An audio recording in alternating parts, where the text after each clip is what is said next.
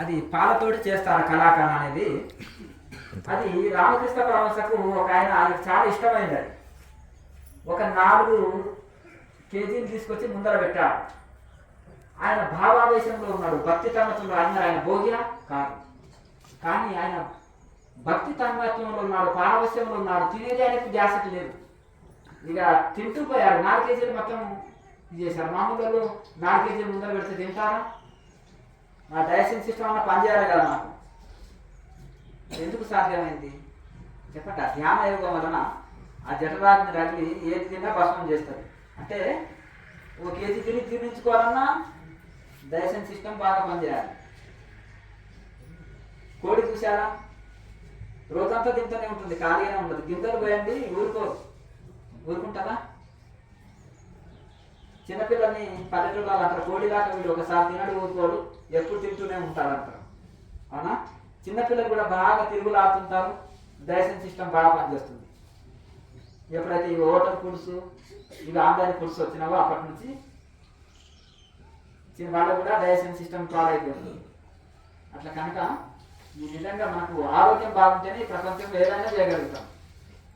చాలా మంది ఏమనుకుంటారంటే క్రియాయోగం అంటే ఆరోగ్యం సంబంధించింది ఏమంటారు. కాదు, హఠయోగం ఆరోగ్యం కోసం చేసేది. గుర్తుపెట్టుకోండి, క్రియాయోగం మోక్ష సాధనే. కానీ ఇప్పుడు ఒక మునగాకు ఉంది, ఆయుర్వేద ప్రకారంగా ధన్వంతరి చెప్పాడు. వస్తువున్న దీపికలో చెప్పిందంటే ఒక్క రోగానికని ఒక ఔషధం వాడితే దాంట్లో ఎక్స్ట్రా బెనిఫిట్స్ ఉంటాయి. ఇప్పుడు ఎందుకు వాడారు? కాల్షియం కోసం వాడారు. ఎందుకు? ఎముకల నొప్పి, జాయింట్ పెయిన్స్, కాల్షియం పెరగాలని మీరు ఏం చేశారు? మునగాకు వాడారు. ఎక్స్ట్రా బెనిఫిట్స్ ఏంటిది? అది కిడ్నీ సమస్యలు తీసేస్తుంది, శరీరంలో వాతం నీరు తీసేస్తుంది, ఇంకా గుండె జబ్బులకు, షుగర్ జబ్బులకి అన్నిటికీ మనకు వస్తుంది. కిడ్నీ స్టోన్స్ కూడా తీసేస్తుంది. ఇవన్నీ ఏంటిది? Extra benefits. వెయిట్ లాస్ అవుతుంది, దాంతో విపరీతమైన వెయిట్ లాస్ అవుతుంది. అలాగే ఈ క్రియాయోగంలో కూడా మనం మోక్షం కోసం అనే చేస్తున్నాము. ఇక్కడ ఆరోగ్యం కోసం అని ఎవరు రాదు, డాక్టర్ పని కోసం. అర్థమైందా?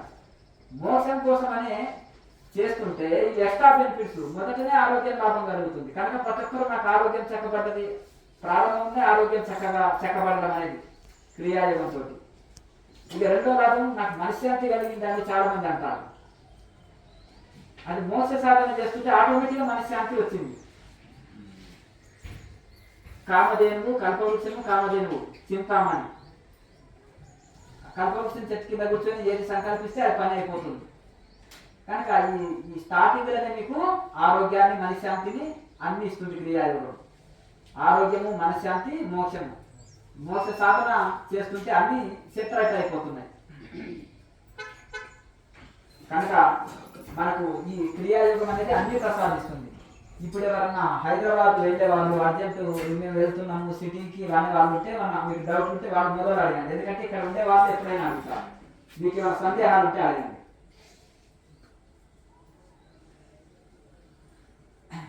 అతి త్వరలో మన ఆశ్రమము నరవర ఫారెస్ట్లో ఏర్పాటు అవుతుంది.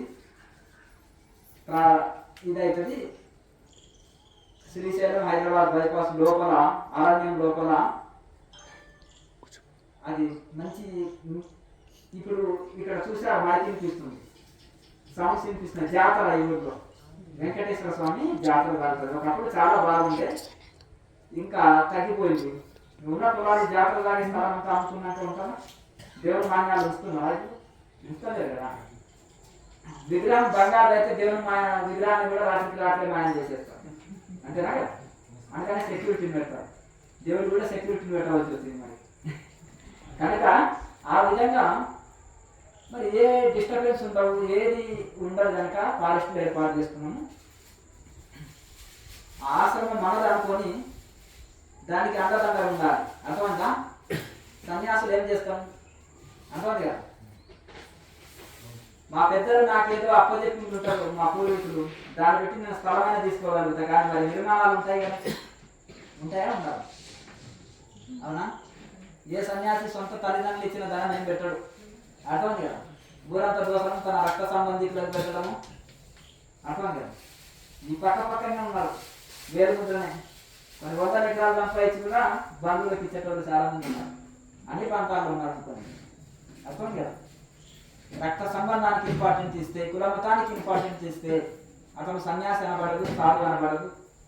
అర్థమైందా? సన్యాసం ఏర్పడ్డది త్యాగం కోసం, సేవ కోసం, దోచుకోవడం కోసం కాదు. అర్థమైందా?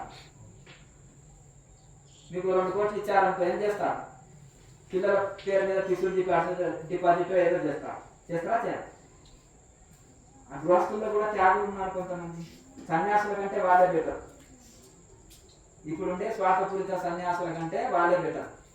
అర్థంగా మన అట్లా కూడా మేధావి గురూజీలు ఉన్నారు. లేదా గృహస్థులు ఏం చేసినారు? ఏ బిజినెస్ బాగుంది అని వాళ్ళు ప్లాన్ చేస్తారు. ఏ బిజినెస్ అయినా చిన్న బిజినెస్కు చిన్న పెట్టుబడి, పెద్ద బిజినెస్కు పెద్ద పెట్టుబడి. మరి ఏంటుందా అంటే ఆధ్యాత్మిక సెంటర్ పెట్టుకుంటే బెస్ట్ బై అంటున్నారు ఒక ఆయన. అదేంటంటే రూపాయలు లేదు, ఒక 4 రోజులు అలా నేర్చుకుంటే అయిపోయాను, ఒక సెంటర్లో తెలిసేస్తే అయిపోయి అంటున్నారు. హైదరాబాద్లో ఇంత పొడుగు అంత పొడుగు అని చెప్తారు. ఏమయ్యా అంటారు? క్వింటల్ శరీరం ఉంటుంది, లేరు కూర్చోలేరు. పిల్లలు అమెరికాలో సెటిల్ అయిపోయారు, ₹1,00,000 పెన్షన్ వస్తుంది. ఎంత అంటే నేను 10,000 తీసుకుంటానండి, ఆ పక్కోడు 20 తీసుకుంటారు. ఎందుకంటే మెయింటెనెన్స్, ఏం మెయింటెనెన్స్? కరెంటు బిల్ ఎంత వస్తుంది? అన్నం పెడుతున్నావు అందరికి, వాటర్ కూడా పెట్టావు అక్కడ సెంటర్లో. ఏమయ్యా లోకల్ తింటారు? అక్కడ ఎవరన్నా వచ్చినా ఉచితం సర్వీస్ చేయి. లేదు, వ్యాపారం కోసం పెట్టుకుంటున్నారు. మరి ఇంకెవరికి సంపాదిస్తావు? పిల్లలు సెటిల్మెంట్ అయిన తర్వాత చూడండి ఎంత స్వార్థం. అంటే ఇంకా మనవరాళ్ళకు హెలికాప్టర్ కొనియాలి, బెంచ్ కారు కొనియాలి, గిఫ్ట్, బర్త్డే గిఫ్ట్. ఇది ఈ స్వార్థం పోతలేదు. పెద్ద పెద్ద బిరుదులు తగిలించుకుంటారు పేరుకి వెనకాల. కనుక వివేకానంద స్వామి, శంకరాచార్య, దయానంద సరస్వతి, మలయాళ స్వామి, గొప్ప గొప్ప మహనీయులు ఇటువంటి స్వార్థం కోసమే పనిచేశారా? కనుక మీరు ఇప్పటి కూడా కన్ఫ్యూజ్ అవుతారు. కొత్త యూట్యూబ్ ఛానల్ వచ్చిందా, కొత్త పుస్తకం మార్కెట్లోకి వచ్చిందా, కన్ఫ్యూజ్ అవుతారు. చేయవలసిందే 10,000 పెట్టైనా సరే అక్కడ కన్ఫ్యూజ్ అవుతున్నారు. అసలు మీలో ఒక వీక్నెస్ ఉంది. ఏంటి ఆ వీక్నెస్ అంటే శ్రమించకుండా ఏదైనా దొరుకుతుందా? శ్రమించకుండా ఉద్యోగం వచ్చిందా? చెప్పండి. మీరు శ్రమించకుండా ఏదైనా దొరికిందా జీవితంలో? కనీసం మీ ఆరోగ్యం పట్టం చక్కగా ఉండాలంటే డాక్టర్ ఇచ్చిన మెడిసిన్ వాడాలి, పథ్యం ఉండాలి, ఆహార నియమాలు పాటించాలి. అది లేకుండా డాక్టర్ గారు మీరు మెడిసిన్ వాడండి నా రోగం తగ్గించాలంటే కుదురుతుందా? ఎక్కడ నేర్చుకున్నా మనం సాధన చేస్తేనే మనకు అపూర్తి ఫలితం కలుగుతుంది.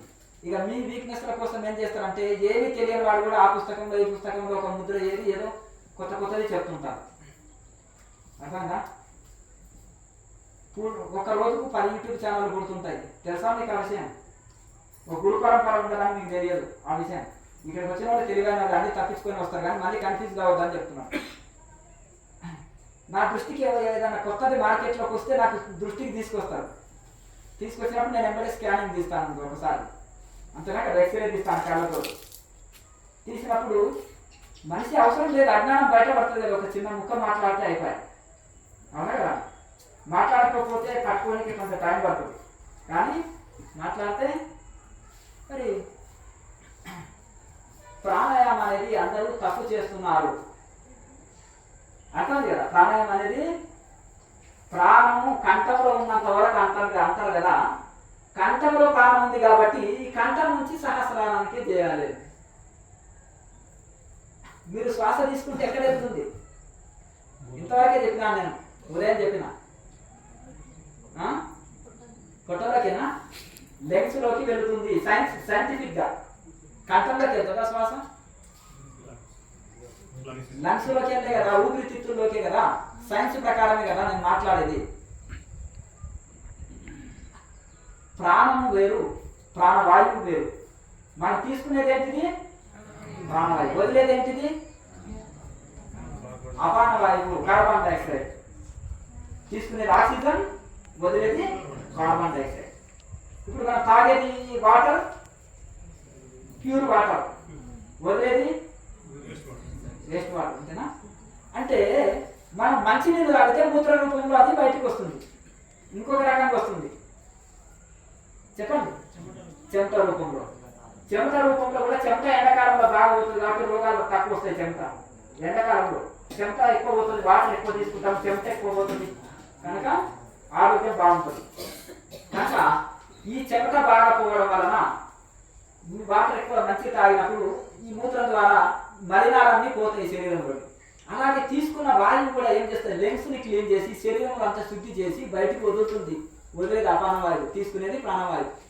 కనుక ఎవరు తెలిసి తీసుకున్నా తెలియక తీసుకునేది లెంగ్స్లోకి వెళ్ళి ఊపిరితిత్తుల్లోకి ఆ శ్వాస వెళ్తుంది. దాని టెక్నిక్గా నాడిలోకి ఎట్లా మలపాలనేది ఇక్కడనే ఉంది కీలకం. అందుకని ముక్కులోని గాలి ముక్తికి తోవయ అంటాడు వేమనయ్యుడు.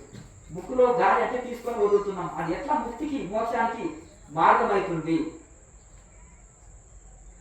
కనుక క్రియ దారిమాస చెప్తుంది, క్రియ శ్వాసక్రియ. ఈ క్రియ చేస్తే నిష్క్రియ స్థితి లభిస్తుంది, క్రియ లేకుండా నిష్క్రియ స్థితి లభించదు. కనుక నిష్కామ కర్మ చేస్తే నైష్కర్మ స్థితి. నిష్కామ కర్మ అంటే శ్వాసక్రియనే, ఏది చేసినా ఏదో ఫలితం ఆశిస్తాం, కానీ ఈ శ్వాసక్రియనే నిష్కామ కర్మ. ఇది చేస్తేనే నైష్కర్మ స్థితి, శ్వాస లేని స్థితి, నిర్వికల్ప సమాధి స్థితి కలుగుతుంది. ప్రాణం వేరు, ప్రాణ వాయువు వేరు. దేహ పోషణకు ఆహారం అవసరం, ఇంకేంటిది గాలి నీరు అవసరం. ఆహారము గాలి నీరు ఈ దేహం నిలవాలంటే అవసరం. అలాగే ఇప్పుడు ప్రాణం ఉన్నంత వరకు ప్రాణానికి పోషణే ప్రాణవాయువు.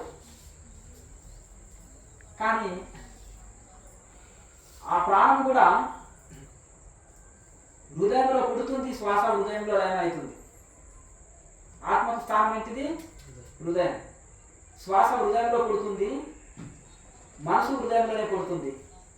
మనసు హృదయంలోనే లయం కావాలి, శ్వాస కూడా హృదయంలోనే పుడుతుంది, హృదయంలోనే లయం కావాలి. అనాహత చక్రం అంటారు. వాయుతత్వం. పంచభూతాలు ఉన్నాయి శరీరంలో, పంచభూతాలకే పంచచక్రాలు. ఇప్పుడు మనం భూమిని ఆధారం లేకుండా జీవించగలుగుతామా? ఇల్లు కట్టండి చూద్దాం. ఇల్లు కట్టాలంటే భూమి ఆధారం ఉండాలి. గాలిలో మేడ కట్టలేం కదా, ఆకాశంలో కట్టమా మేడల్ని, బిల్డింగ్ని? అలాగే మనము ఒక చెట్లు నాటాలంటే, వ్యవసాయం చేయాలంటే ఏం కావాలి? భూమి కావాలి కదా. నేను భూమి లేకుండా వ్యవసాయం చేస్తాను అని ఎవరైనా కొత్త టెక్నాలజీ అంటే నమ్ముతారా? నమ్మరు కదా. ఏ టెక్నాలజీ వాడినా, హైబ్రిడ్ వచ్చినా, ఏది వచ్చినా భూమి ఆధారంగానే చేయాలి. మరి అలాగే నేను మూలాధారం లేకుండా కూడా నేను సాధన నాకు ఇది అయిపోతుంది అంటే నమ్ముతారా? మూలాధార చక్రం అంటే భూతత్వం. ఈ భూమినే వ్యవసాయం చేయాలన్నా, ఇల్లు కట్టుకోవాలన్నా జీవనాధారం భూమి కనుక, అలాగే సమస్త సాధనలకు మూలాధారం బేసిక్. దాన్ని బేసిక్ చక్ర, రూట్ చక్ర అంటారు. మరి ఆ యొక్క బేసిక్గా మూలాధారం భూతత్వం కనుక అక్కడి నుంచే ప్రారంభం కావాలి. భూమి మనం బ్రతకాలంటే భూమి ఆధారం. అలాగే ఆ మూలాధార చక్రం అనేది భూతత్వం కనుక అక్కడి నుంచే ప్రారంభం జరుగుతుంది. నువ్వు ఎక్కడ శ్వాస తీసుకో, ఎక్కడ నిలుపు, ఎక్కడ ఇది చేయి, ప్రాణాయామం ఎట్లా చేసినా కానీ అక్కడి నుంచి యాక్టివేట్ కావాల్సిందే. మూలాధారం నుంచి నిద్రితమైన కుండల్ని మేల్కొన్నప్పుడే అక్కడ చక్రాల యాక్టివేట్ అనేది జరుగుతుంది. కనుక ఈ రహస్యము తెలియదు. పంచభూతాలకు పంచ చక్రాలు, జలతత్వము, అలాగే మనకు మూలాధారము, స్వాధిష్టానము జలతత్వము, మణిపురకము అగ్నితత్వము, అనాహతం వాయుతత్వము, కంఠము ఆకాశతత్వం. కనుక ఈ యొక్క ప్రాణం అనేది వేరు, ప్రాణవాయువు వేరు. కనుక మనం మూలాధారం నుంచి జరగవచ్చు. కానీ ముక్కు ద్వారా తీసుకొని ముక్కు ద్వారానే వదులుతాం. తీసుకున్నప్పుడు లెంగ్స్లోకే వెళ్తుంది. కానీ అందులో లోపల కుంగిచ్చినప్పుడు ఇప్పుడు ఇక్కడ కాలు నొప్పి వస్తుంది, ఇక్కడ నాడులు బ్లాక్ అయినాయి, అందుకనే కాలు నొప్పి వస్తుంది. భుజం నొప్పి వస్తుంది అంటే ఇక్కడ బ్లాక్ అయినాయి. మైండ్ సరిగా పనిచేస్తలేదంటే డాక్టర్ ఏం చెప్తారు? ఈ బ్రెయిన్లో నరాలు సరిగా పనిచేస్తలేవు, ఎవరికైతే బ్లాక్ అయింది అంటారు. స్కానింగ్ తీసి ఏమంటాడు? బ్లాక్ అయిందంట. మరి ఏం చేయాలి? దాన్ని వైట్ చేయాలి. అర్థమైందా?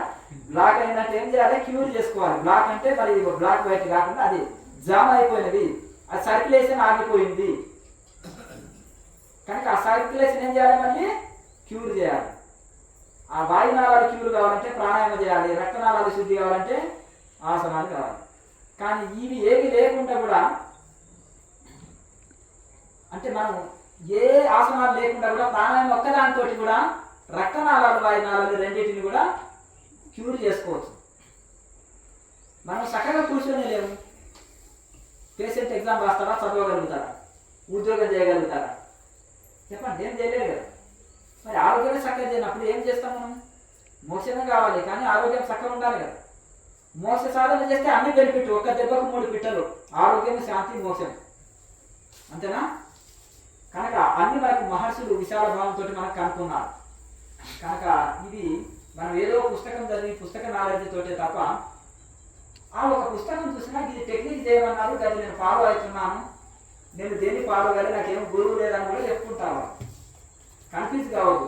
మరి అంత మూలాధారం, ఈ ప్రాణాయామ అధ్యాసం ఇవంతా చెప్పేటోళ్ళంతా పిచ్చోళ్ళ, నాయనాశ పిచ్చోళ్ళ, నాయన పరమహంస ఏకాంత పిచ్చోళ్ళ, లేకపోతే ఇదంతా కొట్టి వేసినట్టే కదా ఇంకా టోటల్గా. ఇప్పుడు పతంజలి మహర్షికి ఏం తెలియదా, వేద వ్యాసుడికి ఏం తెలియదా, సప్త ఋషులకి ఏమి తెలియదా? వివేకానంద స్వామి యోగం పైన 80 శాస్త్రాలు రాశారు, పతంజలి సూత్రాలకు వ్యాఖ్యానం చేశారు చికాగోలో. మలయాళ స్వామి ఎన్నో ధ్యాన శాస్త్రాలు రాశారు, అర్థమైందా? మరి వాళ్ళకి ఏమి తెలియదా? మరి నాయన మొన్నటి వరకు ఒక ఎంప్లాయీగా చేసి భౌతిక తింటూ తాగుతూ ఒక గోగిలాడి నుంచి కింద శరీరం నుంచి చక్కగా కూర్చొని దేవుడిటువంటి వెదవంతా వచ్చేసి ఇంత మిస్లీడింగ్ చేస్తూ మళ్ళీ ఊరు తిరిగి క్లాస్ చేయాలి మీ వెదవ. అర్థమైందా? మేము ఏదో వరద పెడుతున్నాం ప్రపంచానికి, అక్కడ ఎంత నష్టం చేయగలను? నీకు ఏం తెలియని వాడికి చప్పట్లు కొట్టే, అర్థమైందా? ఎవరు గట్టిగా మాట్లాడితే మైకులో అసలు ఏమి తెలుసుకోలేదు. ఏమి అసలు సాధన ఏ మార్గంలో జరుగుతుంది, ఏమో పరంపర ఉందా? పరంపర లేకపోతే ఇన్ని పెడాటాలు వస్తాయి. పొరపాటున ఒక అజ్ఞాని, గురు పరంపర లేని వాడు పొరపాటున వేదాంత శాస్త్రం జరిగితే ఒక అజ్ఞానిగా మారిపోతాడు, అలాగే ఒక నాస్తికవాదుడిగా మారిపోతాడు. ఎందుకంటే వేదాంతం చాలా అపాయంతో కూడుకున్నది. అది అర్థమైన వాళ్ళే తులి పాలు పట్టాలంటే బంగారం మాత్రం కావాలి, మిగతా పాత్రలు చిల్లులు పడిపోతాయి. బంగారాన్ని తేజాపులు వేయండి, ఉదయం తీయండి, రాత్రి వేసి ఏమన్నా అవుతుందా? దీనికి 1 తులం బంగారం కూడా తగ్గదు, కేజీ బంగారం వేసిన. అలాగే మిత్తడికి రాగి ఇనుము వేయండి, సున్నా మిగులుతుంది, ఏముండదు. ఎందుకు బంగారానికి ఇంత రేట్ అయ్యంటే గదే బంగారం తేజాపులు వేసినా ఎంత ఒక పెద్ద పాత్రలో 1 కేజీ బంగారం వేస్తే అంతే ఉంటుంది, రేపటికి కరిగిపోదు. మళ్ళా ఎలా కొడితే అలా సాగుతుంది, అనుకూలంగా వస్తువు తయారవుతుంది. అది చాలా విలువతో కూడిన మెటల్. మిగతాయి కూడా మెటల్స్ ఏమి మిగలవు, కరిగిపోతాయి, అంతో ఏది మిగలదు. అందుకనే బంగారానికి అంత విలువ. అలాగే వేదాంతం చదవాలంటే వైరాగ్యం ఉండాలి, త్యాగం ఉండాలి, శరణాగతి ఉండాలి, గురు పరంపర ఉండాలి, సాధన చేసి ఉండాలి.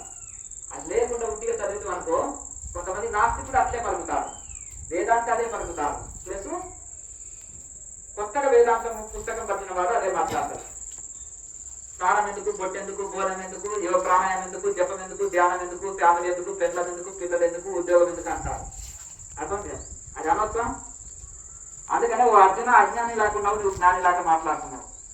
అర్థమైందా? తప్పప్పుడు నాకే చెప్తున్నావు నేతుడు, అర్థమైంది కదా? ఏది రైతు ఏది రాంగ్ నాకు తెలియదా?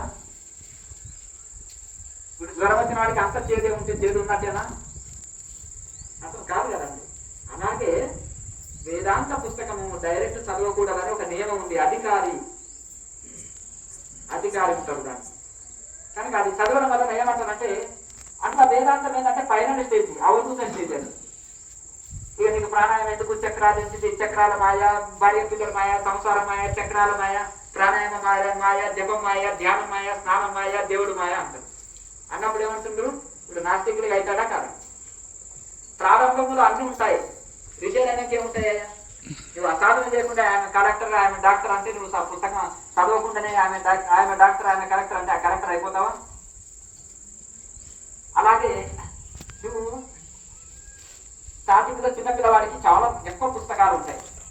అలాగే కాలేజీలో ఒక నోటి బుక్ పట్టుకొని వెళ్తాడు, టీచర్ అయినాక చేతులు ఊపుకుంటూనే వెళ్తాడు, పాఠాలు అన్నీ వస్తుంది కాబట్టి నోటికే పాఠాలు చెప్తాడు. రిటైర్ అయినాక ఇక ఖాళీగా కూర్చుంటాడు, ఏమీ చేయదు. కానీ పూర్వం పడిన శ్రమ పెన్షన్ రూపంలో వస్తుంది. అవధూత కూడా చిన్నప్పుడు చాలా స్నానం చేస్తాడు, బొట్టు పెట్టుకుంటాడు, గొడ్డు తిరుగుతాడు, జపం చేస్తాడు, పూజ చేస్తాడు, చాలా ఎంతో అతనికి కావలసిన ఎన్ని చేయాలో అన్ని చేస్తాడు. ఘోర తపస్సు చేసిన తర్వాత ఆత్మానుభూతి పొంది నాకంటే వేరుగా ఏం లేదు, ఇంకా జపం లేదు, తపం లేదు, ఈ ప్రపంచంలో నాకంటే వేరుగా ఏం లేదు, అన్ని సున్ననే అన్ని మాయనే అంటాడు. కానీ కనిపించేది వాళ్ళు ఇప్పుడు ఒక ఆయన రిటైర్డ్ ఉద్యోగం ఉంటాడు, నేను ఇవన్నీ చేసే ఈ స్థితికి వచ్చినా నీవు కూడా బాగా చదువు, మనవాడికి చెప్తాడు. ఏం చెప్తాడు? నువ్వు కూడా కష్టపడి చదువు, ఉద్యోగం సంపాదించుకో, రిటైర్డ్ అయినాక నాలాగా ఉంటావు అంటారు. ఉంటారా? ఉంటారు. కొన్ని చోట్లలో వేమన పద్యాలు అన్ని ఖండిస్తాడు కొన్నింట్లో. అర్థమైందా?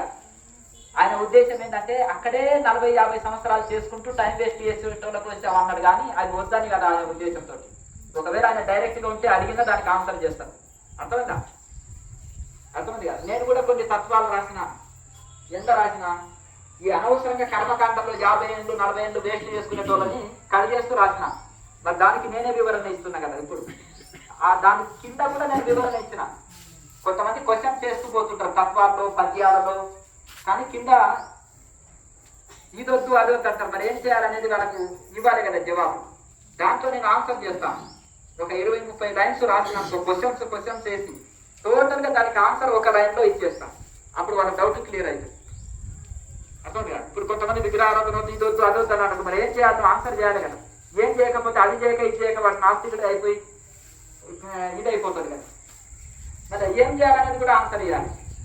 అంటే పూజలు ఒక స్థితి వరకు ఓకే, వ్యాసాలు ఒక స్థితి వరకు ఓకే, శాస్త్రాలు ఒక స్థితి వరకు ఓకే, అక్కడనే ఆగిపోకు అనేది వాళ్ళకు ఒక క్లారిటీ ఇవ్వాలి. ఆ క్లారిటీ ఎవరికి వస్తుంది? తపస్సంపన్నులకు వస్తుంది, గురు పరంపరలో ఉన్న వాళ్ళకు వస్తుంది. అలా వండుతూనే పోతావా? ఎప్పుడు తింటావు? అంతేనా కదా. వండేదే తినట కోసం. కనుక అలాగే ఈ విధంగా మనకు ఈ వేదాంతం అనేది డైరెక్ట్ చదవడం వలన ఇలా తయారవుతారు. వాళ్ళే ఒప్పుకుంటారు, మాకు పరంపర మీద ఏం లేదు, ఒక పుస్తకం చదివినాము, అందులోకి ఇది ఫాలో కావన్నారు, అది ఫాలో అయినా వాళ్ళ అంతా ఇంకొక దాంట్లో కలుపుతారు, ఇందులో పోదాంటారు. కనుక ప్రారంభంలో అన్నీ ఉంటాయి. మనమే చెప్తున్నాం ఇక్కడ 6 ముద్రలు చేసిన తర్వాత మీకు ఏ ప్రాణాయామం అక్కర్లేదు, ఏ జపం అక్కర్లేదు, కేవలం ధ్యానంలో ఉండాలి అంటున్నామా? ఎందుకంటున్నా? స్టార్టింగ్ లో అన్నీ ఉండాలి, చివరిలో ధ్యానంలో ఇది ఉండదు. కనుక ఆ విధంగా రిటైర్డ్ లోపల అన్నీ ఉంటాయి. రిటైర్డ్ స్టేజ్లో రిటైర్డ్ అయినాక ఏమి ఉండవు. కనుక కన్ఫ్యూజ్ కావద్దు. ఇక్కడ తను కన్ఫ్యూజ్ అయ్యి ఇతరుల కన్ఫ్యూజ్ చేసి ఇది చేసి అది చేసి నీకు ఒళ్ళు బరువు ఉండొచ్చు, ఒళ్ళు ఉండకపోవచ్చు ముద్రలు వేయడానికి, ప్రాణాయామం చేయడానికి. ఇక్కడ 78 ఏళ్ళు చక్కగా కూర్చున్నారు. పల్లెటూరు ఏం చదువురాని రైతులు కూడా 78 ఏళ్ళు చక్కగా పద్మాసనంలో కూర్చుంటున్నారు 6-7 గంటలు. నేను కూడా వీళ్ళని ఇదే ధ్యానం అని కుర్చీలో కూర్చోబెట్టి చేపిస్తున్నట్టు మీరందరికీ ఇట్లే అవుతుండ్రు, ఒక్కరు కూడా ఇది కాకపోతుండే. మరి ఎట్లా తయారైండ్రు? ఇంత 2014 నుంచి చాలా అద్భుతమైన రిజల్ట్. వీళ్ళ గొప్పలు చెప్తారు క్రియాయోగులు, రహస్యంగా ఉంటారు, చాలా మంచి పర్ఫెక్ట్ సాధన చేసేటోళ్ళు ఉన్నారు. ఓ 10,000 మందికి కేసరి ముద్ర వచ్చింది. వాళ్ళకి 4 రోజులు ఆహారం పెట్టకుండా ఏం కాదు. వీళ్ళకి ఎట్లొచ్చింది అంటే టెక్నిక్లు చెప్పడం వలన వచ్చేసింది. అర్థమైంది కదా. అలాగే వీళ్ళు ఇంత షార్ట్ టైంలో ఎందుకు పోయినట్టే 30 ఏళ్ళ నుంచి మేము కూర్చుంటే నిద్రనే వస్తుంది, ధ్యానమే వస్తలేదు. వీళ్ళకు నాదబిందు కళలు ఎట్లా అనుభూతి కలిగినాయండి. మొదటి రోజే జ్యోతి ఎట్లొచ్చింది అంటే పగటి కళలు కాదు. అసలు మొదలు నేను ఒప్పుకోను వాళ్ళు అబద్ధం పలికితే. అర్థమైంది కదా. మళ్ళీ దాన్ని కొన్ని ఆన్సర్స్ నేను దొరకబట్టుకుంటాను, తప్పు చెప్తున్నాడా రైట్ చెప్తున్నాడా అని. దాంట్లో తెలిసిపోతుంది. స్కానింగ్ తీసి కూర్చొని ఫోటోలో నేను ఆరోగ్యంగా ఉందంటే ఒప్పుకుంటుంటాను, స్కానింగ్ తీసి బయట వేస్తుంది. అంతే కదండి. అబద్ధం చెప్పినా నేను ఎప్పుడే పట్టుకుంటాను. అది ఇంకో క్వశ్చన్ వేస్తాను, ఇంకో క్వశ్చన్ వేసినప్పుడు. అర్థం కదా. క్రియాయోగులు అట్లా చెప్పుకోరు, యథార్థం పలుకుతారు. అందుకనే యమనియమాల్లో సత్యం అనేది 2వది, అహింస మొదటిది, సత్యం అనేది 2వది, ఆశ్రయం 3వది, దొంగిలించకూడదు అంటారు. ఏ రకంగానైనా 3వది అది. కనుక అలాగే ఎవరో పుస్తకాలు దొంగిలించి వాడి పేరు కూడా చెప్పుకోరు, ఇది దొంగిలించలేదు కిందికే లెక్క వస్తుంది. ఈ ఋషి ఈ వాక్యం ఇప్పుడు ఋషి చెప్పిందని చెప్పుకోవాలి. ఇంకా కొంతమంది ఎవరో ఋషి అనుభవం తన అనుభవాలు చెప్పుకుంటారు. ఈ మధ్యలో నిద్రాధ్యానం వ్యాసి ఒక లైన్లో తీసుకొచ్చినాం. ఋషి పరంపర గొప్పది, ఇండియన్ ఋషులు గొప్పది అనిపించిన. అర్థమైందా? చూడండి, అబ్జర్వ్ చేయండి. అర్థమైందా? ఋషి పరంపరనే గొప్పది, ఇండియన్ ఋషులే గొప్పది అనిపించిన. ఇంకా అనిపించేది చాలా ఉంది. అర్థమైందా? మెడలు వంగినా ఉంగలేదా వంచాలి. లేకపోతే కోవెక్కి ఇండియన్ ఋషులకేం తెలియదు, వీళ్ళు పాతకాలం చింతకాయ పచ్చడి, ఈ శాస్త్రాలు తప్పు, నో శాస్త్రాసు, నో గురువుసు, నో గురు పరంపర, నో ఇదే అన్నోళ్ళు ఎంతవరకు వచ్చింది. ఇప్పుడు గురువులని గొప్ప గ్రేట్ అనే కాడికి వచ్చింది. ఋషుల పేర్లు వాడుకుంటారు, ఋషుల శాస్త్రాల పేర్లు వాడుకుంటారు, ఋషుల పేర్లు వాడుకుంటారు, దేవతల పేర్లు వాడుకుంటారు. వాళ్ళని ఖండిత్ చేస్తారు, వాళ్ళ శాస్త్రాన్ని, వాళ్ళ సిద్ధాంతాన్ని, వాళ్ళ పరంపరని.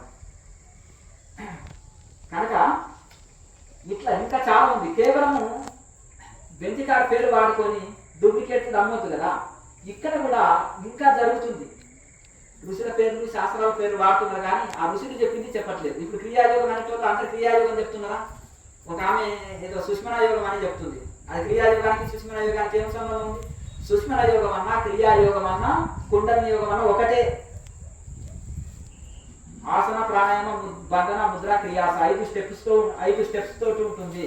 అదేం చెప్పకుండా ఇట్లా ముద్ర పెట్టుకొని సుష్మన క్రియ అని, ఈ క్రియ అనేది అందరూ వాడుకుంటున్నారు, అందరు దొంగలే. ఒక ఆయన ఈశా క్రియ అంటాడు, ఒక ఆయన సుదర్శన క్రియ అంటాడు, ఒక ఆయన యన్ క్రియ అంటాడు, ఒక ఆయన సుష్మన క్రియ అంటాడు, ఒక ఆయన సుదర్శన క్రియ అంటాడు. క్రియ అనేది ఒక బ్రాండ్, అర్థం కదా. బాబాజీ మహారాజు నుంచి మొదలు ఎక్కడి నుంచి వచ్చింది? పతంజలి మహర్షి. ఉపనిషత్తు కాలం నుంచి పతంజలి మహర్షి నుంచి, బాబాజీ మహారాజు నుంచి, లాయర్ మహర్షి నుంచి పరంపరగా అందింది. ఇంకా స్వయం నాయం వాళ్ళు ముద్రలు అవి అని చెప్తున్నారు కానీ ఉత్తి ఇట్లా చివరి మంత్రం చెప్పి కుండలి యోగం అనేటోళ్ళు ఉన్నారు లేదా? ఒక నార్మల్ గృహస్థులు ప్లాస్టిక్ డబ్బాల కంపెనీలో 5,000 జీతం చేస్తుంటారు. బాగా త్వరగతోటి కొట్టిందంట. వచ్చి యోగా సెంటర్లో ఎక్కడ శ్రీశైలం పోయి పడ్డాడు. పడ్డ తర్వాత ఎవరో సాధు శివుల మంత్రం చెప్పిండు అన్నాడు. కొద్దిగా ఫేమస్ అయినాక మల్లికార్జునుడు శివులు చెప్పిండు నాకు మంత్రం అంటాడు. నాకు గురువు అక్కర్లేదు, మీకు అందరికీ నేను గురువు కూడా అంటాడు. ఇక పెద్ద పీట చేయించుకున్నాడు, కాలు మీద కాలేసుకొని కుర్తా. ఇక్కడికి వెంకటేశ్వరరావు అని వస్తాడు, ఒక ఆయన ఒంగోలు ఆయన. వేరే ఆయన జీన్స్ ప్యాంట్ వేసుకుంటే గురువు జానుడు కుర్తా పైజామా వేసుకో బాగుంటుందని ఈయననే ఒక జత తీసుకుపోయి ఇచ్చాడు. తర్వాత కాలు మీద కాలేసుకొని ఇలా ఊపుతుంటే ఒక ట్రాక్టర్ పూలు తెచ్చి కడతారనమాట. వాళ్ళ భార్యనే ఆయన తెలియదు, ఈయన ఋషి దేవుడు అని. తమ్ముడేమో వాట్సాప్ గ్రూపులు మెయింటైన్ చేసేవాడు. బాగుంది కదా. కనుక ఇటువంటి దొంగలు చాలా మంది ఉన్నారు.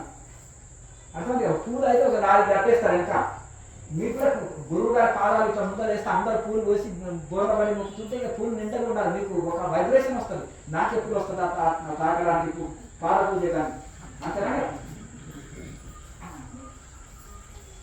ఇక అక్కడ చూడంగానే అది ఆడంబరం, అట్టహాసం.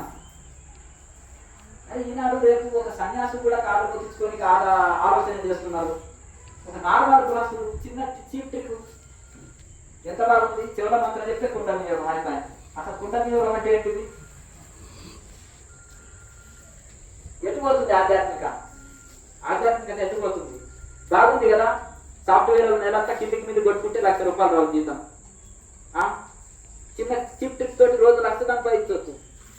అర్థం కదా. 200 మందికి మనిషికి ఒక 1,000, 10,000 వేసుకో, ఎంత వచ్చేది చేయండి. తెలివైన వాళ్ళు క్యాలిక్యులేషన్. రోజుకి ఎంత పడ్డది? రోజు 2 లక్షలు ఈజీగా కళ్ళు మూసుకొని మిగిలేదు. ఏ వ్యాపారంలో రూపాయి పెట్టుబడి లేదు, ఉంటే అబద్ధమే కదా. అవునా కదా.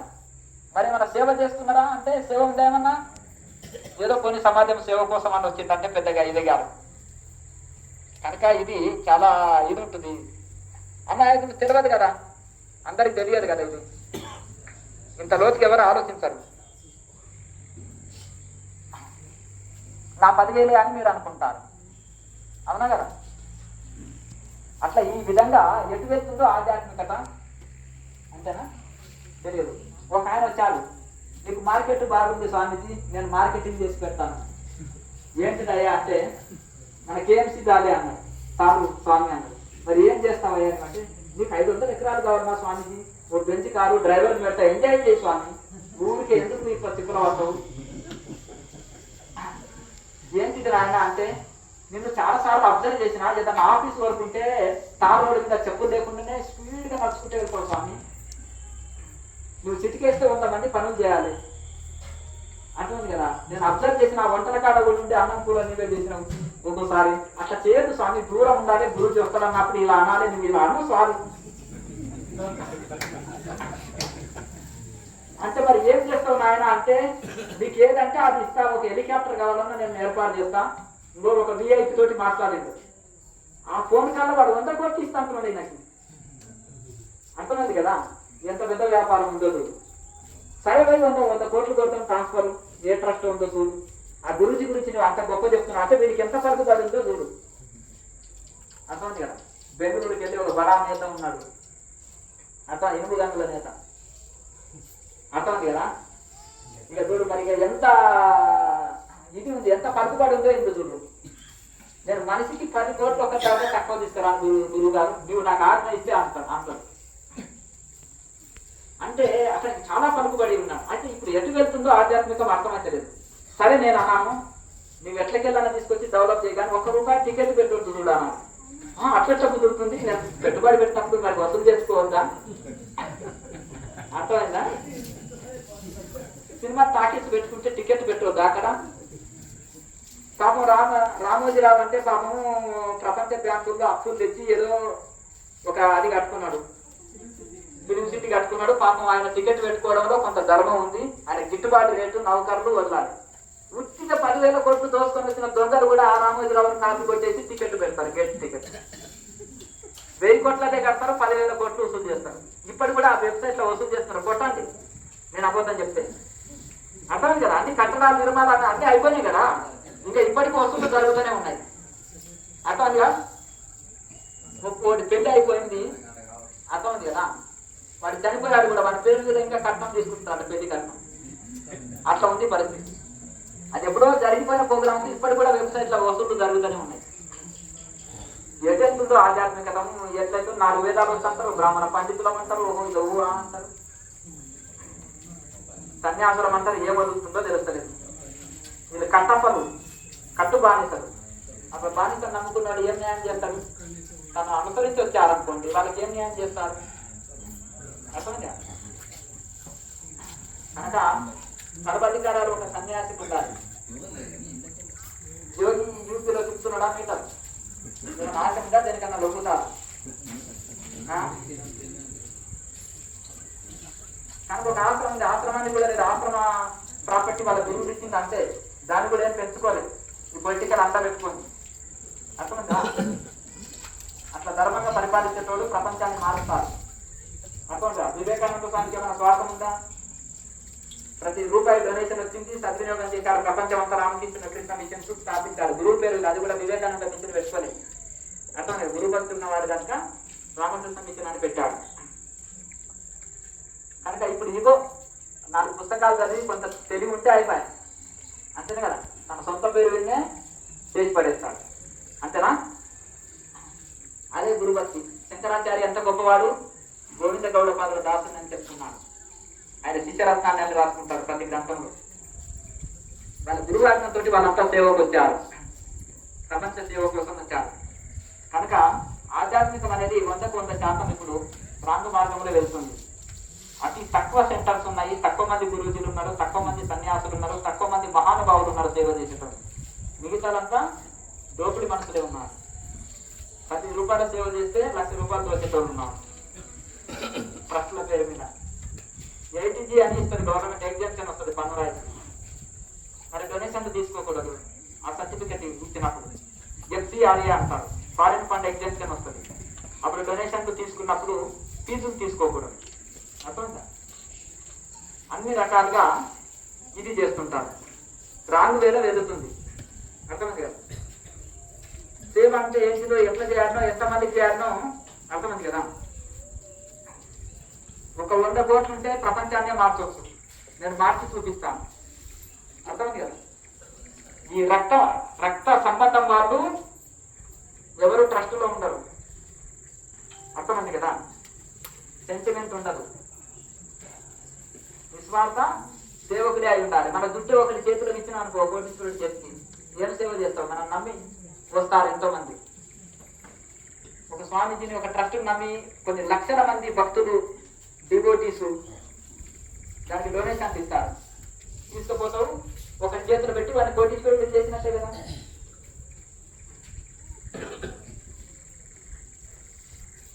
నాకు తెలిసి ఒక చందా బుక్కులు పెట్టి ఇల్లు తిరిగింది మన సమస్య ఒకటే, అతి తక్కువ ఉన్నాయి. ఒక సత్యసాయి మిషన్ ఒకటి, వీళ్ళకి ఎవరిది రామకృష్ణ మిషన్. డొనేషన్ బుక్కులు పట్టుకొని తిరగరు వాళ్ళు. అర్థమైంది? అకౌంట్ ద్వారానే రావడం పోవడం. అర్థమైందా? అకౌంట్ ద్వారా రావాలి, అకౌంట్ ద్వారా పోవాలి. అర్థమైంది? ఇంత చిన్న సంస్థకు ఒక సిస్టమ్ ఏర్పాటు చేసినాను. చేతితో తీసుకొని అవసరం లేదు. ఒక సిస్టమ్ ఏర్పాటు చేసినాం. ఐటీ ఫైల్స్ చేస్తుంది ప్రతి సంవత్సరం ఈ చిన్న సంస్థ. అర్థమైందా? అకౌంట్స్ ద్వారా రావాలి, అకౌంట్స్ ద్వారానే ఖర్చు కావాలి. ₹1 కూడా భేదం రావద్దు. ఒకసారి స్వాతంత్రం కోసము గాంధీజీ డబ్బులు ఇస్తే వసూలు చేశాడంట. దాంట్లో ₹1 తేడా వస్తే 1,00,000 మందిలో వాళ్ళ ఆవిడని నిలదీశాడంట. ₹1 ఎందుకు తేడా వచ్చిందని గాంధీజీ సత్యశోధనాన్ని ఒకటి ఇచ్చేసుకున్నాడు. ఎందుకంటే ఆయన ప్రతి ఒక్కటి కూడా యథార్థంగా భగవద్గీత చదివిన తర్వాత ఆయన జీవితం మారిపోయి సత్యంగా పలకాలి, సత్యవంతంగానే ఉండాలని ఒక నిర్ణయం పెట్టుకున్నాడు. అడుగొచ్చా ₹1 కోసం ఆమె విలువ ఎందుకు తీసుకోవచ్చు? స్వామి ఏదో ఏంటప్పుడు తక్కువైనవో లేకపోతే ఏదో బై మిస్టేక్ జరగవచ్చు అంతేనా కదా. అంటే అంత ఖచ్చితంగా వాళ్ళు ఇది ఉన్నారు. సరే తర్వాత ఆయనను అనుసరించిన వాళ్ళు దాన్ని కరెక్ట్గా సద్వినియోగం చేయకపోవచ్చు, ఆయనది పొరపాటు లేదు కానీ. కనుక ఆ విధంగా వెళ్ళినప్పుడే ఇది అవుతాయి. కనుక ఆ మహానుభావుడు ఇంత సేవ ఎందుకు? ఇప్పుడు ఏది దొరికితే అది తినిపడేశారనుకో. 3,300 గురుకులాల కరువు కాలంలో స్థాపించేవాడా దయానంద సరస్వతి? ఎక్కడ దొరికింది అక్కడ తినేశారనుకో పడుసుని. 1,00,000 కోట్లు ఇచ్చినా ఈ వెధవలు ఒక గురుకులాన్ని నడపలేదు. ఇప్పుడు ఉండేటోళ్ళు ఆధ్యాత్మిక సంస్థలు, స్కూళ్ళు, కాలేజీలు, ఇంజనీరింగ్ కాలేజీలు, మెడికల్ కాలేజీలు పెట్టుకుంటారు. ఈ భక్తులు ఇచ్చిన పనిస్తోటి, వాళ్ళు ఇచ్చిన పనిస్తోటి ఇవన్నీ పెట్టుకొని ఏం చేసేస్తారు? 4 ఎక్కువ ఫీజులు తీసుకుంటారు. మనం ఆధ్యాత్మిక సంస్థల సంగతి చెప్తున్నాం నేను. కనుక ఆ మహానుభావుల్లో స్వార్థం ఉంటే మరి అప్పుడు కరువు కాలం, స్వామి దయానంద సరస్వతి టైము కరువు కాలం. ఆ కరువు కాలంలో 3,300 గురుకులాలు, 12 సంవత్సరాలు వేదం చదవచ్చు మొత్తం. వాళ్ళకు భోజనము, అనాథ పిల్లల్ని కానీ అన్ని కులమతాలకు అతీతంగా అందరినీ జైన్ చేసుకొని అందరికీ అన్ని వసతులు, రూము, భోజనము, చదువు, పుస్తకాలు అన్ని ఇచ్చి మరి 3,300 గురుకులాలు భారతదేశం అంతా మొత్తం నడిపాడు ఆ మహానుభావుడు. ఆయనలో ఉన్నట్టు తినేయడము స్వార్థం ఉంటే ఇన్ని నడిపేవాడా ఆ కరువు కాలంలో.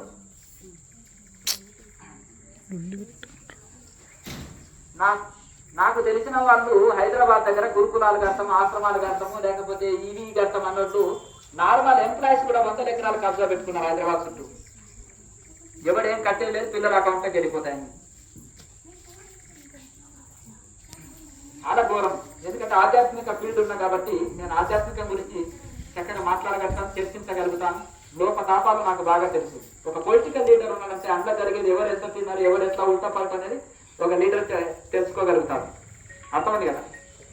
కనుక ఆధ్యాత్మికం అనేది స్వార్థపూరితమైన వాళ్ళు గురూజీలుగా, స్వాములుగా ఇళ్ళకి వచ్చి ఎంట్రీ అయ్యిండ్రు. ఎవరన్నా ఏదన్నా కొంచెం మంచి చేస్తామన్నా ఈ లోపల నేను గొప్పవాణ్ణి కావాలని లోపానికి ధనవంతుల చేతిలో కీలు బొమ్మలు అయిపోయింది, కట్టప్పలుగా మారిపోయింది, కట్టుబానిసలుగా. పెద్ద సంవత్సరంలో ఏ స్వామీజీకి స్వేచ్ఛ లేదు. వాళ్ళు ఒకరి చేతిలో కీలు బొమ్మలు, దాసులు. వాళ్ళు సొంతంగా ఏ నిర్ణయాలు తీసుకోలేరు, ఏ సేవ చేయలేరు. ప్రపంచం అంతా దోసుకొని వచ్చి ఒకరి చేతిలో, గృహస్థుడి చేతిలో పెడితే అతను పెద్ద పెద్ద వ్యాపారాలు చేసుకుంటారు. పెద్ద సంస్థలు అన్నీ ఒకటి అనన్యం, అన్నీ అట్లే ఉన్నాయి. కనుక మనం అలా అనుకుంటే ఇప్పుడు ఎప్పటి వరకు ఇక్కడ హెలికాప్టర్ వచ్చేది ఒకటి. అర్థమైంది కదా. కాళ్ళు బాగానే ఉన్నాయి నాయన, కారు అక్కర్లేదని చెప్పినప్పుడు. కనుక ప్రతి దాంట్లో ఆదర్శం తీసుకుంటున్నందుకే మీరంతా ఆహార నియమాల్లో, జీవన విధానంలో మార్పు చేసుకొని సాధనలో ఎంతో అభివృద్ధి పొందుతున్నారు. ఎందుకు పొందుతున్నారు? ఆయనది గురూజీది లగ్జరీ జీవితం అండి, మనకేదో సాదాసీద జీవితం జీవించండి అని చెప్తారంట. అంతేనా కదా. అలా ఉండకూడదు అన్నమాట. కనుక సరే సమస్త మనది అందరిది అనుకోని దాన్ని ఏం చేయాలి, ఒక స్థితికి, ఒక మూమెంట్కు దాన్ని తీసుకెళ్ళాం అనుకోండి. నిర్మాణాలు అప్పుడే ఖర్చులు ఎక్కువ ఉంటాయి. తర్వాత మీరు ల్యాండ్కి ₹1 ఇవ్వనక్కర్లేదు. అర్థమైంది కదా. ల్యాండ్కు ఏ డోనర్ ₹1 ఇవ్వనక్కర్లేదు. అర్థమైంది కదా. 24 ఎకరాలు మా పూర్వీకులు నాకు ఇచ్చిన దాంట్లోనే నేను ఏర్పాటు చేయగలుగుతాను. అర్థమైంది కదా. మా పూర్వీకులు నాకు ఇచ్చిన దాంట్లోనే ఏర్పాటు చేయగలుగుతాను. మళ్ళీ అక్కడ రక్త సంబంధానికి సెంటిమెంట్ ఉండదు. అర్థమైంది కదా. ఇంకే సంస్థలన్నా ఉంటుంది తప్ప ఇక్కడ ఉండదు.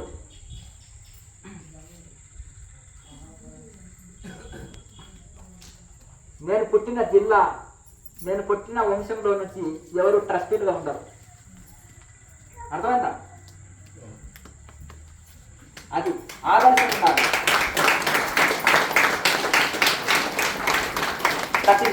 ప్రతి దాంట్లో ఆదర్శం ఉండాలి. గురువుజీకి స్వేచ్ఛ ఇవ్వాలి. గురువు చేత ఆజ్ఞ వేస్తే వాళ్ళు పాలించేటోళ్ళే ఉండాలి తప్ప ఎదురు చెప్పేటోళ్ళు ఎదురు మాట్లాడేటోళ్ళు ఉంటారు. ఆల్ పవర్స్ స్వామీజీ దగ్గర ఉంటాయి. అర్థమైంది కదా, వాళ్ళ చేతిలో బానిస బ్రతకడానికి కాదు. అర్థమైంది కదా.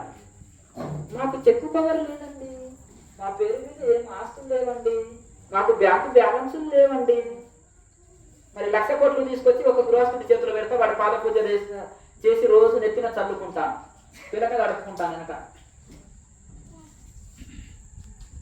మరి ఎవరి పేరు మీద వస్తున్నాయి ఆస్తులు, భూములు, ల్యాండ్స్ ఎవరి పేరు మీద వస్తున్నాయి, వేల కోట్ల రూపాయలు ఎవరి పేరు మీద వస్తున్నాయి?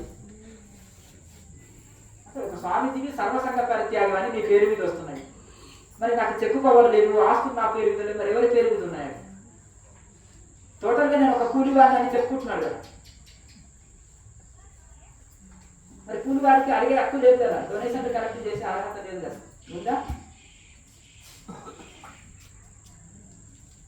ఇవన్నీ పెట్టుకుంటే నష్టమని సన్యాసి నాదేది లేదు, చేతింది ఇట్లా సంతకం పెట్టినా అయిపోయాయి. మీకు స్వేచ్ఛ ఉంటేనే. ఇప్పుడు ఎవరు నమ్మకానికి లేదు, దుడ్డు పట్టేసుకుంటారు, ఎవరు విన్నారు, వేకుడు పోయి వేకుడు అవుతాయి. మరి నీకు ఫ్రీడమ్ లేనప్పుడు నువ్వేం సేవ సర్వీస్ అందియగలుగుతావా? కనుక ఆ విధంగా ఇంకా రానున్న కాలంలో మనం ఇంకా ఈ మూమెంట్ ముందుకు తీసుకెళ్ళి ఎక్కువ మందికి సేవ చేయాలి. ఎక్కువ మంది, కొంతమంది ఉంటారు ఒక వారం రోజులు సాధన చేసుకోవాలని వస్తారు. ఇక్కడ వచ్చామనుకోండి, ఆ సౌండ్స్ డిస్టర్బెన్స్ ఇవన్నీ జరిగినాయి అనుకోండి, మైకులు ఇప్పటిదాకా మోగినాయి, 2-3 రోజులు ఆయన మోగుతున్నాయి. అదే అడవులు అయితే మోగుతాయా? ఊరికి దగ్గర ఉండవు, బైపాస్ దగ్గర ఉండాలి. మరి రోడ్డు మీద అయితే కమర్షియల్ బీచ్లు, కమర్షియల్ మనకి రాదు. అర్థం కదా. కొంతమంది చాలా మంది ల్యాండ్స్ ఇస్తామని వచ్చారు, నేను స్వీకరించలేదు. అర్థమైందా? ఫారెస్ట్నే ఉండాలి ఆశ్రమాలు. కనుక ఈ విధంగా అది మనం ఒక మంచి అద్భుతమైన సెంటర్ ఏర్పాటు చేసుకొని నేచర్లో ఉండగలుగుతాం, అక్కడ చక్కగా సాధనలు చేసుకోగలుగుతాం. ఇటువంటి ఒక మంచి సంస్థలకి అండదండగా ఉండాలి. అర్థమైంది కదా.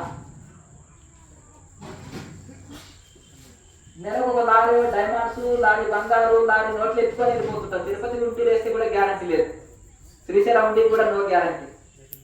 ఎందుకంటే క్రిస్టియన్స్, ముస్లిమ్స్ ఆధిపత్యం. హిందువుల పనసంతా బోల్తో కొట్టిస్తున్నారు నేతలు. సద్వినియోగం అయితే లేదు. ఏపీ బాధపడుతుండే తిరుపతి ఉండి సద్వినియోగం అయితే ఇప్పటికి ఒక రాజధాని అయిపోతుండే వాళ్ళకి ఉండి డబ్బులు పెట్టిన. అర్థమైంది కదా.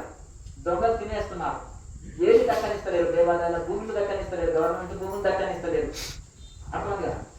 ఏమైనా స్వామిజీల దుడ్డు కూడా వచ్చి పట్టుకున్నారు.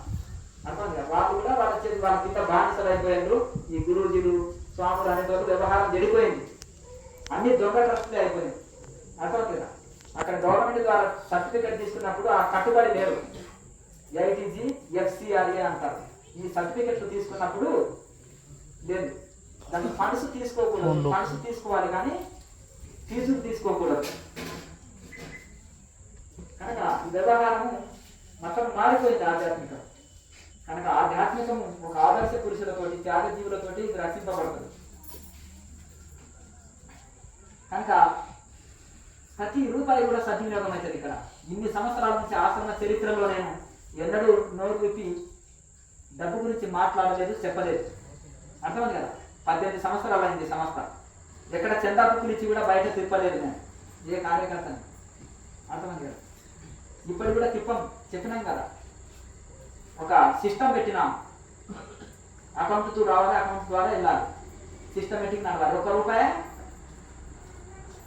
భేదం రావద్దు, 1 రూపాయి కూడా తేడా రావద్దు. ఇది ఒక అజ్ఞానులు ఒక సంస్థ నడిపితే, ఒక ట్రస్ట్ నడిపితే, అర్థమైంది కదా. ఒక ఋషి పరంపరలో వాళ్ళు, ఒక ఋషుల ఆజ్ఞ కోసం, సేవ కోసం వచ్చిన వాళ్ళు నడిపితే ఈ విధంగా ఉంటుంది. మీకు ఏమైనా సందేహాలు ఉంటే అడగండి, డౌట్ ఉంటే అడగండి. ఇప్పుడు ఎవరైనా వెళ్ళే వాళ్ళు ఉంటారు కదా, సిటీ వెళ్ళే వాళ్ళు ఎవరైనా ఉంటే వాళ్ళు మొదలు అడగండి.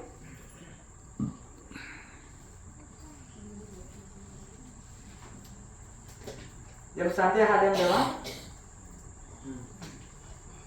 సాధనలో మనం ముందుకు వెళ్ళాలంటే మెయిన్ ఏంటంటే యమ నియమాలు పాటించాలి, ఆహార నియమాలు పాటించాలి. అప్పుడే మనకు శరీరం సహకరిస్తుంది.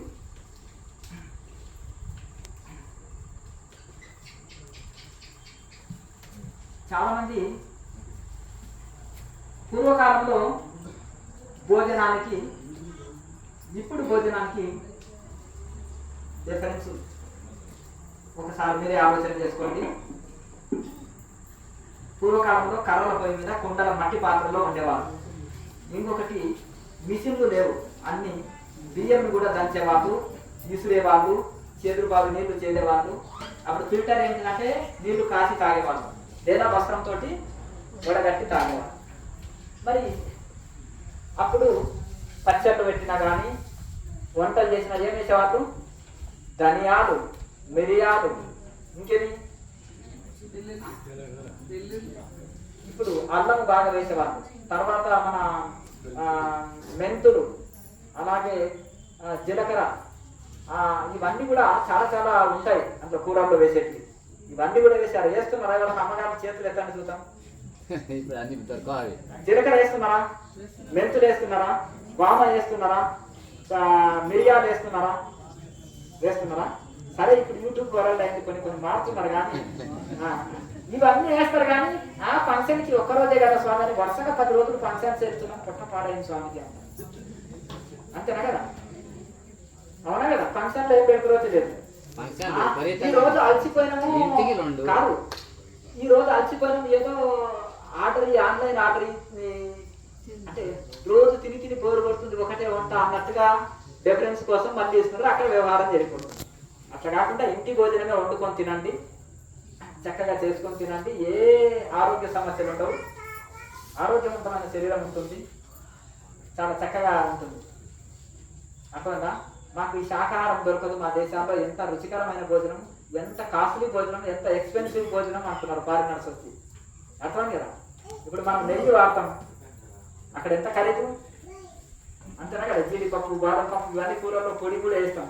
వాళ్ళు వాడతారా? వాడరు. ఇంకా రకరకాలవి ఎన్నో కొబ్బరి, నువ్వులు, ఇవన్నీ చాలా ఖరీదు అక్కడ. మరి ఇవన్నీ వేస్తాం మనం చాలా రకాలుగా. వాళ్ళకి ఏమంటే పిజ్జా, బర్గరు, గదేదో ఏదో, లేకపోతే బ్రెడ్ అందులో సాస్ అతుకొని తింటారు అంతే.